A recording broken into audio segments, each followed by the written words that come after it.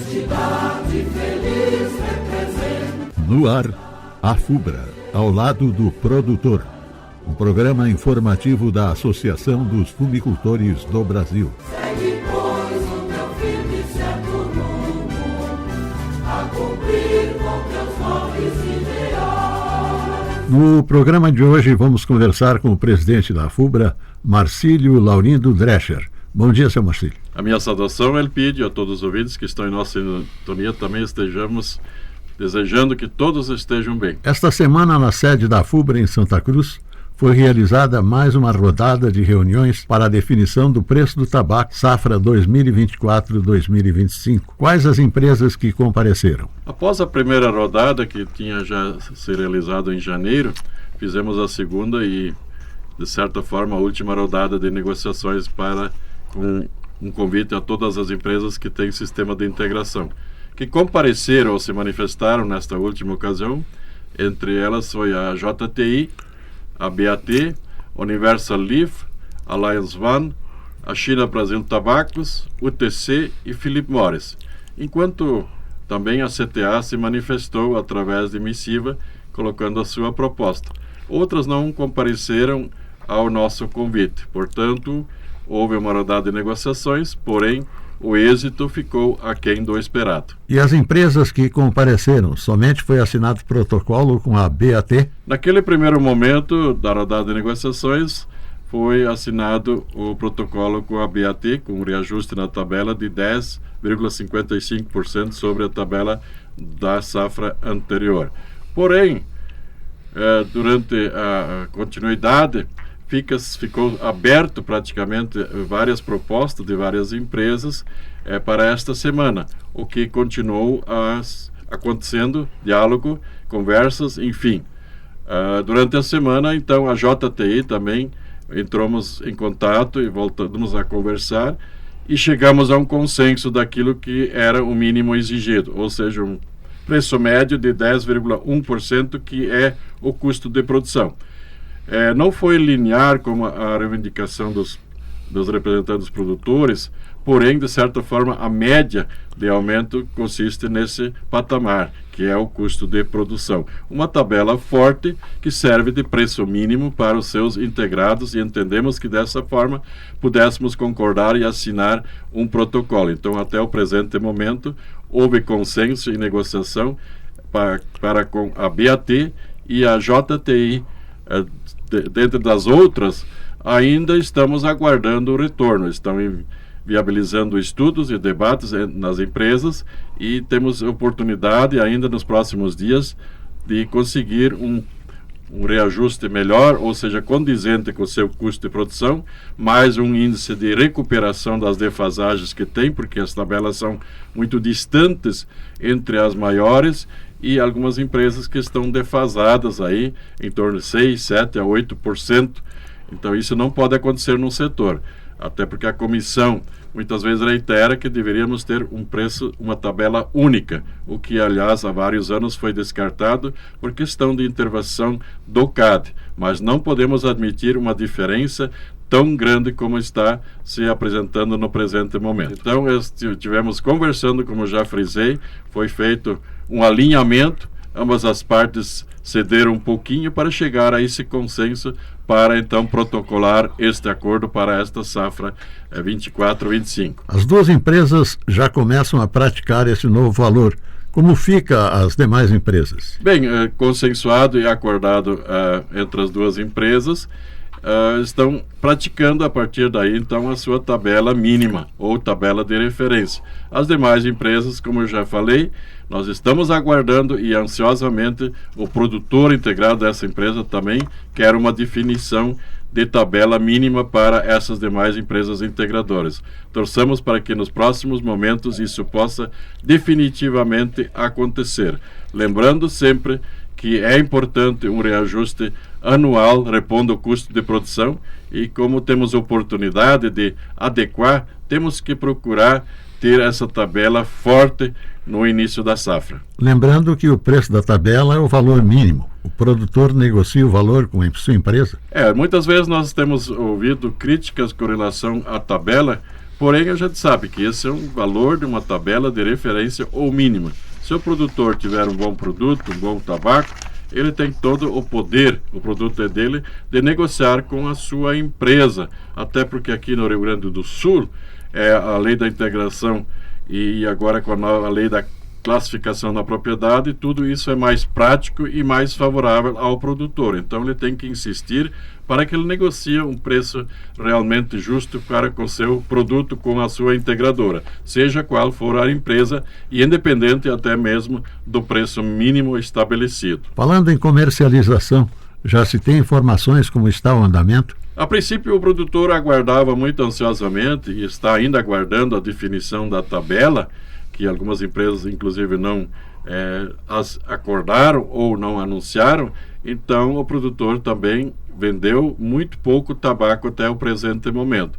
A FUBRA não saiu a campo ainda fazer efetivamente pesquisas, então nós não temos dados preliminares, de certa forma, confiáveis de como está a comercialização em média e a satisfação do produtor até o presente momento. A colheita está quase no fim? Nos 3 estados estamos chegando em 90% do tabaco colhido. Então, a próxima semana, certamente, em poucos dias, agora acelera a colheita, inclusive com esse calor aqui no Rio Grande do Sul, isso agiliza e até prejudica o tabaco que está exposto ao tempo, e o produtor então deverá encerrar a safra nas próximas 2 semanas. Esta semana o senhor participou de um seminário no Paraná sobre trabalho decente na produção de tabaco. Do que se trata? Bem, esse é um trabalho já iniciado aqui no Rio Grande do Sul há cerca de quase 2 anos. É uma preocupação presente e constante do produtor de tabaco que contrata mão de obra de terceiros, sejam diaristas, empleiteiros ou mesmo assalariados fixos.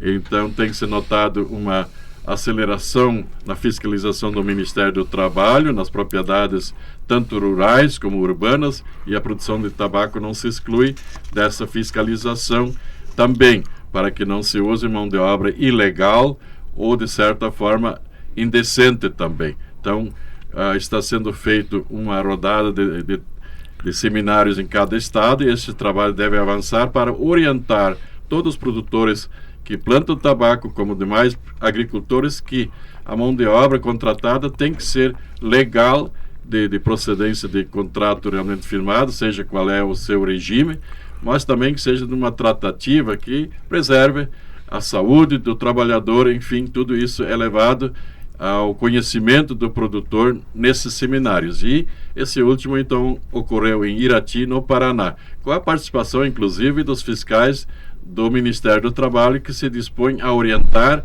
a correta aplicação de todas essas regras e a sua legislação. Então, esse foi o evento ocorrido em Irati, no Paraná, nesta semana. Agradecemos a presença do presidente da FUBRA, Marcílio Drescher. Bom dia, presidente. Um grande abraço a todos os ouvintes. Agora vamos transmitir o programa Nós por Elas, do Instituto Crescer Legal. É com vocês, Eduarda e Jamile.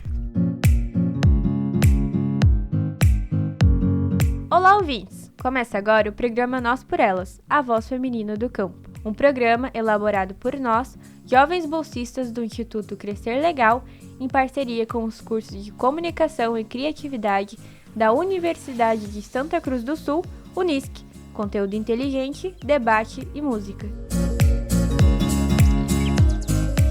No programa de hoje, falaremos sobre o empreendedorismo rural, além das atividades agrícolas. Traremos também entrevistas com empreendedoras na área de serviços no meio rural. Eu sou Jamile Ferreira. Eu sou Eduarda Moraes e nós somos as donas da voz de hoje. O crescimento de negócios diversificados no campo fortalece a comunidade, possibilitando novas fontes de renda, além de trazer facilidades para a população local, diminuindo assim a dependência dos centros urbanos. É importante lembrar que empreender é desenvolver soluções a partir da identificação de problemas e oportunidades, gerando mudanças reais e impacto no cotidiano das pessoas. Além de possibilitar uma nova fonte de renda, explora novas possibilidades para as comunidades. A diversificação é importante para manter as famílias no campo, especialmente os jovens. O turismo rural é um setor que tem crescido. Propriedades que se transformam em pousadas, trilhas ecológicas e experiências autênticas no campo estão atraindo cada vez mais visitantes urbanos. Esse movimento não só amplia a visibilidade da região, mas também oferece uma nova fonte de renda. Conversamos com moradores de nossas comunidades sobre alguns serviços que identificam como necessários para uma maior qualidade de vida no meio rural. Uma das atividades consideradas importantes na pesquisa junto às nossas comunidades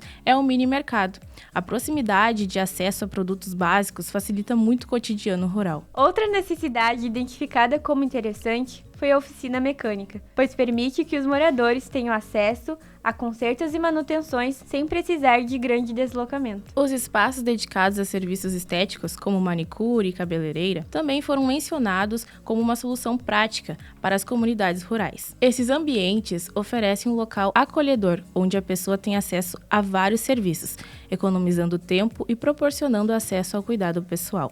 Para nos contar um pouco mais sobre essa realidade, falamos com a cabeleireira do município de São Lourenço do Sul, no Rio Grande do Sul, Elisandra Grotten. Ela relatou que o início foi de forma simples, atendendo amigas, e percebeu a demanda crescente. Aos poucos foi se capacitando e hoje é uma referência em sua comunidade. Ela sugere que ao empreender nesta área, a pessoa busque atualização constante. Entrevistamos também a fotógrafa no município de São Lourenço do Sul, Catarine Tchil, que encontrou no meio rural um cenário inspirador para o seu trabalho. Ela nos contou sobre sua experiência fotografando o cotidiano das pessoas e as paisagens no campo, mostrando a beleza que muitos desconhecem. A importância de uma empresa de fotografia no meio rural é mostrar que existem alternativas, que é possível permanecer no meio rural e não trabalhando com a agricultura, e dar possibilidades também para as pessoas sonharem mais alto e que é possível também conciliar com a agricultura. Então, se alguém tem um sonho de empreender e também permanecer na agricultura, é possível, vai ter público, as pessoas vão querer e as pessoas se sentem mais conectadas. É o que eu sinto com o meu público, a gente tem assunto, a gente consegue conversar. Isso é uma das principais coisas para um fotógrafo, é saber se conectar com as pessoas para conseguir fazer um trabalho mais leve e mais com que o cliente possa se identificar. Então essa eu acho a principal importância, é dar também possibilidades e oportunidades para quem está no meio rural. Para finalizar nossa conversa, destacamos a importância dos empreendedores conhecerem suas comunidades, para oferecerem produtos e serviços que atendam às necessidades locais. Saber divulgar o seu produto ou serviço também é fundamental. Outra dica importante é buscar parcerias, informações e capacitação constante. Estabelecer metas claras, ter um bom planejamento e executar as atividades de forma profissional são ingredientes fundamentais para a viabilidade do negócio. E com isso, encerramos mais um programa. Agradecemos a sua audiência e convidamos você a nos acompanhar na próxima edição e no site crescerlegal.com.br. Eu sou o Eduarda Moraes. E eu sou Jamile Ferreira. E esse foi o Nós por Elas, a vossa menina do campo. Até mais!